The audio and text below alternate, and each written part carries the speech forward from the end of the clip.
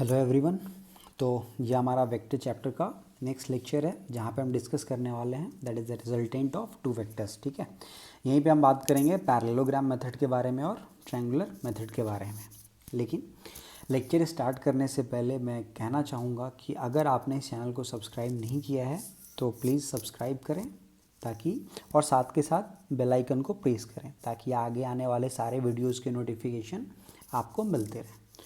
Okay तो चलो start करते हैं।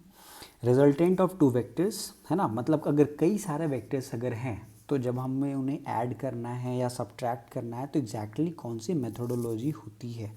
जैसा कि हम पहले से जानते हैं स्केलर क्वांटिटी के लिए ऐसी कोई लिमिटेशन नहीं है, उसको हम सिंपली अलजेब्रिक मेथड से सॉल्व कर रहे होते हैं, बट वेक्टर्स के केस में है ऐसा इसलिए क्योंकि उनके पास डायरेक्शन होती है। ठीक है, तो अब हमें मालूम है किसी वेक्टर को हम दो फॉर्म में लिख पाते हैं, या तो कार्टेशियन फॉर्म मतलब with magnitude and direction, and second one is polar form. ठीक है, तो कार्टेशियन फॉर्म का क्या मतलब है तो पहले इसे समझो, है ना।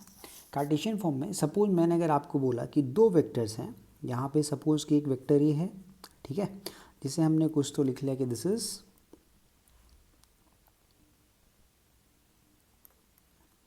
ए X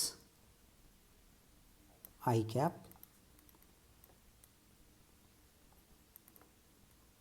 plus A Y J cap plus A Z के कैप, और मान लें कि दूसरी वेक्टर क्या है, vector B which is B x I cap plus B Y J cap plus B Z के कैप।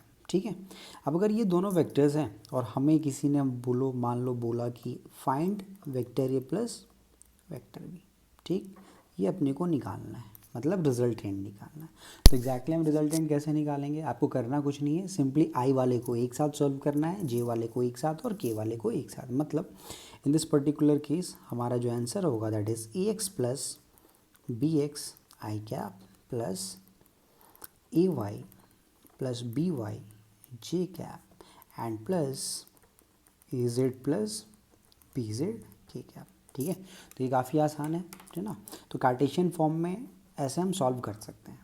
एक बात और कि यहाँ पे मैंने एग्जांपल के तौर पे सिर्फ दो वेक्टर्स लिए हैं, हो सकता है कि तीन वेक्टर्स भी हो, ए हो, बी हो, सी हो, है ना, या फिर डी वेक्टर हो, चार वेक्टर्स भी, कितने ही वेक्टर्स हैं, कार्टेशियन फॉर्म में हमें उनका रिजल्टेंट निकालना हमारे लिए काफ़ी आसान हो जाता है। जैसे मान लो कि फॉर एन एग्जाम्पल, है ना, मैंने आपसे बोला कि सपोज़ तीन वेक्टर्स हैं, एक वेक्टर ए है, ठीक है, वो कुछ तो दे रखा है कि this is 2i cap plus 3j cap and minus of 5k cap. दूसरे वेक्टर बी है ना, ये दे रखा है कुछ तो that is 4i cap and minus of 2j cap, और तीसरी वेक्टर दे रखी है C which is 3j cap and minus of 2k cap, है ना। और किसी ने हमसे बोला कि what will be the resultant, means simply we have to calculate A vector B vector plus C vector, है ना। तो जैसा कि मैंने आपको बताया है ना, इसे सॉल्व कैसे करना है। अच्छा, एक और बात का ध्यान रखें, ए वेक्टर के पास तीनों कंपोनेंट्स हैं, आई जे के, बी के पास सिर्फ आई और जे है, और सी के पास सिर्फ जे और के है। इसका मतलब ये है कि हम इसे ऐसा भी लिख सकते हैं वेक्टर बी को 4i minus 2j and plus 0 की कैप, कोई फ़र्क नहीं पड़ता। यहाँ पे आई कैप नहीं दे रखा तो चलो इसे हमने मान लिया कि दिस इज़ 0 आई कैप, है ना, ताकि आपको स्टार्टिंग में थोड़ा सा सॉल्व करने में ईजी से, और कोई बात नहीं। अब आई कैप को अगर हम एक साथ सॉल्व करें तो ये कितना हो गया भाई, दिस इज़ 6i कैप। चलो जे को सॉल्व करते हैं तो कितना हो गया 6 माइनस 2, तो that is plus 4j cap. के को अगर हम सॉल्व करें तो कितना मिला, that is minus 7k cap. So this will be the our answer. ठीक है, तो रिजल्टेंट किसी भी दो वेक्टर, तीन वेक्टर या चार वेक्टर का अगर वेक्टर्स कार्टेशियन फॉर्म में दे रखे हों तो हमारे लिए वो कैलकुलेट करना काफ़ी आसान होता है। ठीक है, अब जैसा कि मैंने आपको बताया कि this is a plus b, हो सकता है आपसे ए माइनस बी भी दे रखा हो। अगर ए माइनस बी दे रखा हो तो simply vector a minus b, जैसे इसे समझ लो, मान लो किसी ने आपसे बोला फाइंड ए माइनस बी, तो A minus B is nothing but this is the vector A and plus minus of vector B, इसी को हम क्या बोल रहे होते हैं, ए माइनस बी। लिटरली किसी भी दो वेक्टर्स के बीच में सब्ट्रैक्शन जैसी कोई चीज़ होती ही नहीं है, वेक्टर आपस में सब्ट्रैक्ट होते ही नहीं। अगर ऐसा a माइनस बी दे रखा है, इसका मतलब ये है कि आपको दो वेक्टर्स को ऐड करने हैं, ठीक है, जिसमें एक पॉजिटिव वेक्टर है और दूसरी नेगेटिव वेक्टर है, और कोई बात नहीं। अगर मान लो ये मुझे सॉल्व करना होता तो सिंपली यहाँ पे b की जगह पे हम क्या लिख रहे होते हैं, दैट इज़ माइनस बी, मतलब यहाँ पे हो जाती minus b x I cap minus b Y J cap and minus b Z के कैप। ये काफ़ी आसान है, ठीक है। नेक्स्ट जो हमारा है b, that is the polar form, बराबर है। और एग्जैक्टली पोलर फॉर्म के अंदर हम जो पढ़ने वाले हैं दैट इज़ पैरेललोग्राम लॉ या फिर मेथड, कुछ भी बोल सकते हो, ठीक है। अब इसका अच्छा हाँ, इसकी एक खास बात ये है, इसकी लिमिटेशन ये है कि this is applied only for resultant of two vectors, not more than that. जैसे इस पर्टिकुलर केस में हमने देखा कि 2 3 4 5 कितने भी हों कार्टेशियन फॉर्म में तो हम सिंपली उनका रिजल्टेंट कैलकुलेट कर सकते हैं। But in the case of polar form parallelogram law हम बस दो वेक्टर्स की रिजल्टेंट आपस में कैलकुलेट कर सकते हैं। अच्छा, अब अगर ये पैरेललोग्राम दे रखा मतलब कहीं ना कहीं चीज़ें पैरेललोग्राम या फिर उसकी इम्प्लीमेंटेशन कहीं तो आगे अपने को मिलेगी, ठीक है। तो चलो इसे अच्छे से देखते हैं, है ना। आप फिगर को अच्छे से समझना और कोई प्रॉब्लम नहीं है इसके अंदर। मान लो कि ये हमारे लिए हुआ दिस इज़ वेक्टर ए, ठीक है भाई, और दूसरा ये मान लो कि ये एक दूसरा वेक्टर दे रखा है, this is our vector B, ठीक, बहुत बढ़िया। इस वेक्टर ए की मैग्नीट्यूड कितनी है ए, इस वेक्टर बी की मैग्नीट्यूड कितनी है बी, दोनों के बीच का एंगल कितना है भाई थीटा, बढ़िया। किसी ने हमसे पूछा कि बताओ what is the resultant of these two vectors. अब ये एग्जैक्टली उतना आसान नहीं है कार्टेशियन फॉर्म की तरह, तो यहाँ पे हमें एक स्पेशल मेथड या फिर लॉ यूज़ करना है, ठीक है। अब पैरेललोग्राम लॉ हमें ये बताता है कि सबसे पहले आप क्या करो कि ये जो दोनों वेक्टर्स हैं, है ना, उनको एक पैरेललोग्राम के साइड्स मानते हुए इसे एक पूरा का पूरा पैरेललोग्राम की तरह ड्रॉ करो, ठीक है। तो जैसे ये भी वेक्टर है, पैरेललोग्राम की खास बात ये प्रॉपर्टी ये कि उनके आमने सामने के साइड्स क्या होते हैं, सेम होते हैं, मतलब इक्वल होते हैं। अब अगर ये बी वेक्टर है तो मैंने यहाँ पे भी एक ये ऐसा ड्रॉ किया, ऑब्वियसली ये भी मैग्नीट्यूड में बी के बराबर ही होगी।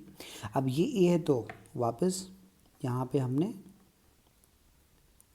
ड्रॉ किया और इसकी भी मैग्नीट्यूड कितनी होगी भाई, तो ए के बराबर ही होगी, है ना।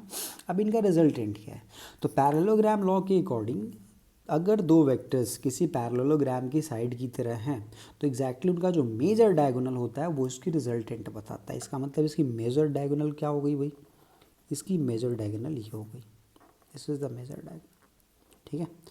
तो 2 मिनट के लिए हमने क्या करा, उस रिजल्टेंट को कैपिटल आर से डिनोट किया, ठीक है। ये आर क्या है, this is the resultant of vector A and vector b. So now what is the problem is now we have to calculate the magnitude of this vector r और this resultant vector. अब ये are की magnitude हम कैसे निकालें, है ना, तो ये अपने लिए थोड़ी सी प्रॉब्लम की बात है। तो चलो देखते हैं, कुछ तो करते हैं, है ना। हमने क्या किया कि इस वेक्टर ए को ना आगे की तरफ थोड़ा सा एक्सटेंड किया और इस पॉइंट से क्या किया हमने एक नॉर्मल इसके एक्सटेंडेड पार्ट पे ड्रॉ किया, ठीक है भाई। अच्छा, अब अगर यहाँ पे अगर ये बी वेक्टर हॉरिजॉन्टल के साथ थीटा एंगल बना रहा है तो ऑब्वियसली ये भी साइड हॉरिजॉन्टल के साथ कितना एंगल बनाएगी, थीटा, कोई प्रॉब्लम नहीं, ठीक है। अब अगर ये थीटा एंगल अगर बना रही है तो जैसे कि अभी जस्ट हमने लास्ट लेक्चर में वेक्टर्स को रिजॉल्व करना सीखा है, तो अगर इस वेक्टर बी को अगर मैं रिजॉल्व करने जाऊँ तो देखो ये जो थीटा एंगल है ना ये इसके साथ बन रही है, मतलब ये कंपोनेंट बी की कंपोनेंट हॉरिजॉन्टल कंपोनेंट ये कितनी हो जाएगी, ये हो जाएगी बी कॉस थीटा, और इसकी परपेंडिकुलर कंपोनेंट ये कितनी हो जाएगी, तो ये अपनी हो जाएगी बी साइन थीटा, ठीक है। चलो इसे एक नाम दे देते हैं, मान लो कि this is O P and Q. क्या ये आपको एक राइट एंगल ट्रायंगल दिख रहा है, मतलब in a right angle triangle O P Q, ठीक। अच्छा, हमें तो इस आर की मैग्नीट्यूड चाहिए थी, बेसिकली मैग्नीट्यूड का मतलब इसकी लेंथ चाहिए, डायगोनल की हमें क्या चाहिए, लेंथ चाहिए, ठीक है। अब अगर हमें कैलकुलेट करना है, मतलब अगर हमें ओ पी कैलकुलेट करना है तो राइट एंगल ट्रायंगल का अगर हम यूज़ करें तो सिंपली हम लिख सकते हैं कि O P square is nothing but O Q square and plus P Q square, ठीक है, ऐसा हम लिख सकते हैं, ऐसा लिखने में कोई प्रॉब्लम नहीं है, ठीक है। अच्छा, यही ओ पी क्या है भाई, अपनी रिजल्टेंट है, तो चलो इसे मैंने आर से डिनोट कर लिया, दिस इज आर स्क्वायर, ठीक, since O P is nothing but R. बढ़िया। ओ क्यू क्या है, ओ क्यू इज़ ये यहाँ से लेकर यहाँ तक की डिस्टेंस है। अब मुझे पता है कि यहाँ से लेकर यहाँ तक की लेंथ ए है और ये बी कॉस थीटा है, तो क्या हम इसे लिख सकते हैं कि this is A plus B cos theta का square and plus P Q is nothing but B sine theta, this is B sine theta का स्क्वायर, ठीक है। चलो अब इसे ब्रैकेट को ओपन करते हैं, तो हम यहाँ पे पाएंगे कि r square equals to a square plus B square cos square theta plus 2ab cos theta and plus B square sine square theta. अब करना क्या है, वही सिंपल ट्रिगोनोमेट्री फॉर्मूले यूज़ करने हैं। बी स्क्वायर अगर कॉमन लिया तो sine square theta plus cos square theta 1 हो जाएगा, तो ये अपने को मिल गया A square plus B square plus 2ab cos of theta. तो ये अपने को मिल गई भाई रिजल्टेंट, ठीक है। And this is only the magnitude of the resultant vector, not the direction, ठीक है।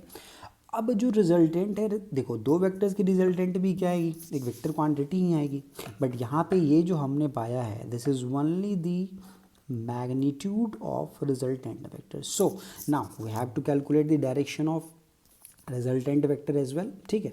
अब ये जो आर है ना, ये जो रिजल्टेंट वेक्टर है, इसकी डायरेक्शन निकालने के हमारे पास तरीके हैं, ठीक है भाई। क्या तरीका है, direction of resultant vector are.